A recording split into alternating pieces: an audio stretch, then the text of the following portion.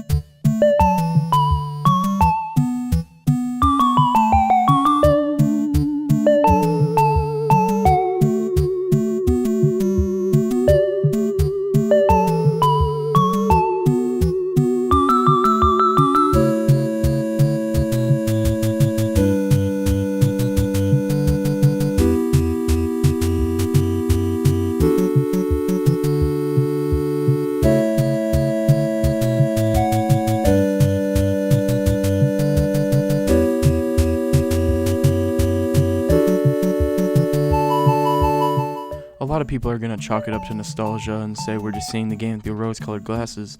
But no. Every memory is as heartfelt and as impactful as it was all those years ago. See, there's 3 components of Destiny that we're going to talk about that made this game so meaningful. The grind, Trials of Osiris, and friendship, as well as where the franchise lies now.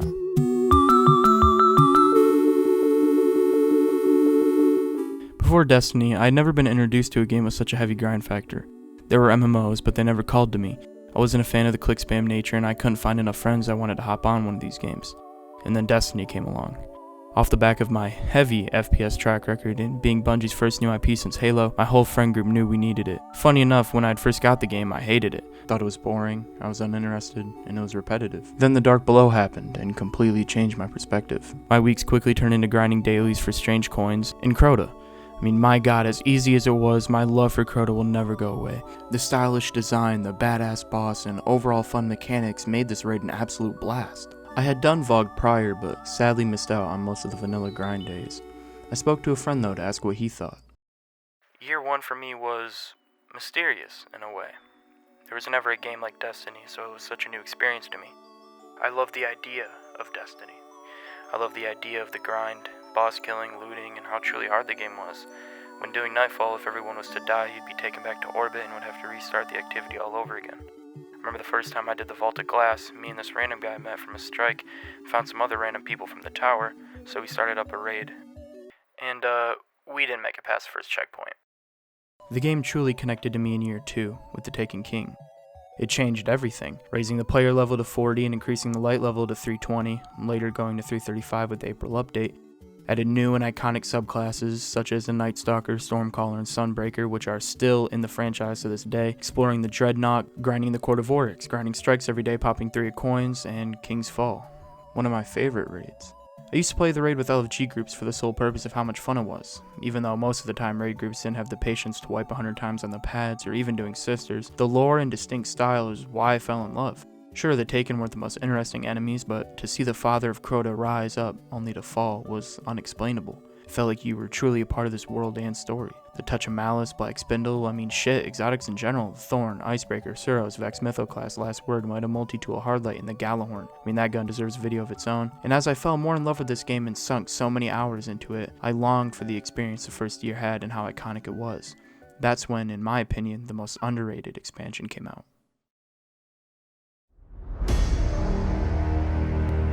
We thought we were indestructible. The Lords of Iron. We swore we would do anything to protect the last city. Some of us paid the ultimate price. I am all that remains.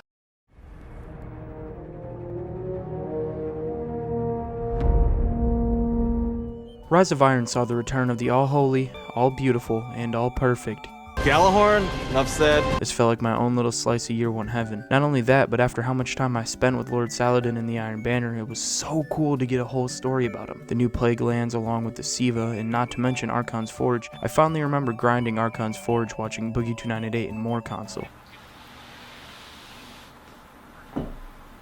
Loot. And then along came Wrath of the Machine. One of the most fun and unique raids ever. From the Siva charges to the cannons and the Zamboni. I can't explain the magic in seeing the giant Zamboni fall off the wall for the first time.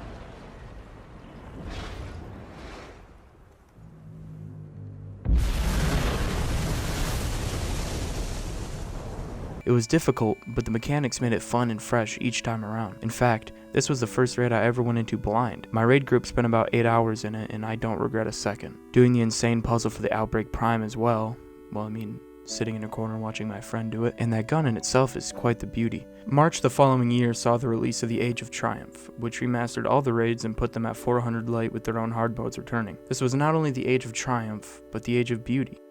I got to experience Vogue in all of its glory while having it actually count towards something. I remember on my first run with my friends I got the Faebringer. It was 3 AM on a Saturday and I damn near woke up everyone in my house from how much I was screaming. It felt like the perfect send-off leading into Destiny 2. It was the perfect way to wrap up years worth of memories and time spent on this one game. It was the perfect finale for this once-in-a-lifetime experience of a game. But under the PvE lies one of the most broken, unfair, yet insanely fun modes.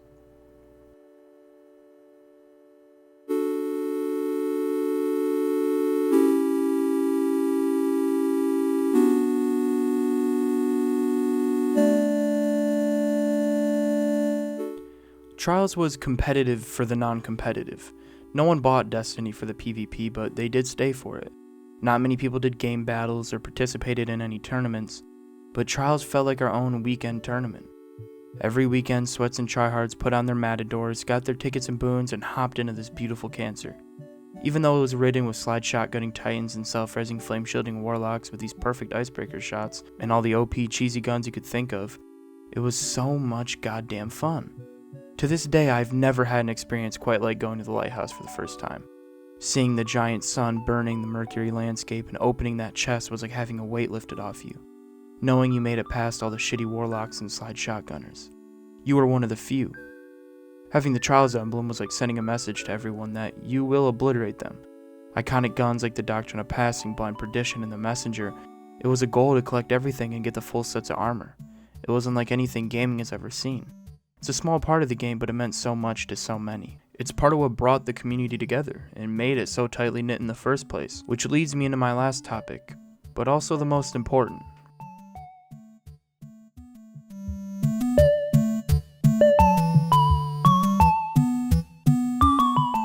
One time back in year 2, I got an LFG group for King's Fall, and one of the guys was actually a grandfather. I distinctly remember this because the man's wife was offering commentary about the game in the background, and the whole group was cracking up. The usual, why is it so violent, and an occasional, what's even going on? But that was the beauty of Destiny.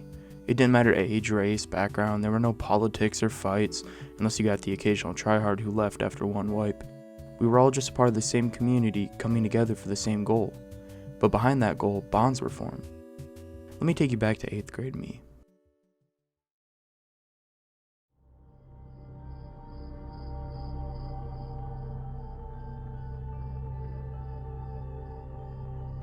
Yo, you trying to do King's Fall?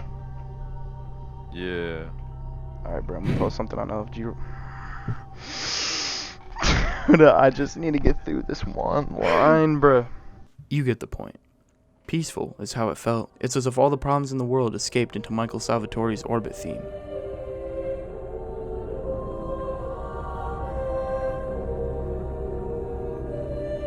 And it's something we can all relate to. We've all sat in orbit for hours before a raid waiting for more people, with nothing but that beautiful music to keep us company, or maybe even complete strangers.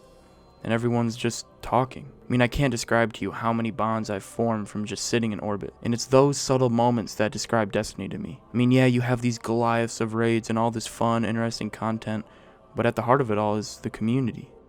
To this day, I've never been able to come together with complete strangers of all different backgrounds, have so much fun, and just set aside every problem in our lives or in the world to just conversate. The community is still one of the most humble and peaceful communities out there. But all good things must come to an end.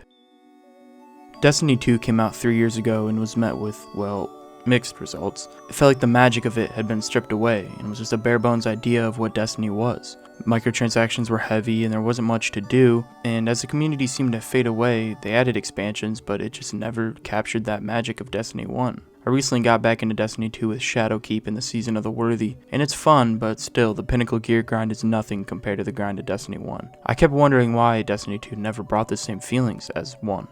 So I asked myself, what is Destiny? This flawed, unbalanced mess of a series where we put aside all our problems and distractions to come together for simple fun and enjoyment, and I realized something. We are Destiny. Long after this franchise is finished, we will be the ones to share the memories and rejoice on the old times.